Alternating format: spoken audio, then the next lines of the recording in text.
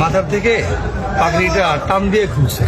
শেষ করে আমি কথা বলে চলে যাবো, আপনাদের সাথে আর দেখা হয় কিনা সেটা একমাত্র আল্লাহ ভালো জানে।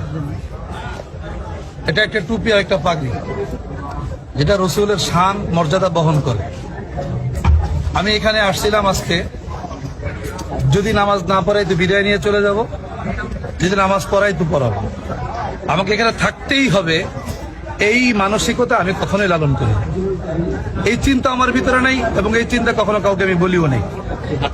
কিন্তু একটি কথা, আজকে এই নবীর সুন্নাত আমার মাথার থেকে খুলে ফেলছে, মাথার থেকে এটা খুলে ফেলছে। সুতরাং এতটুকুই কথা, এটার আমানত রক্ষা করা আপনাদের দায়িত্ব। ইনশাআল্লাহ।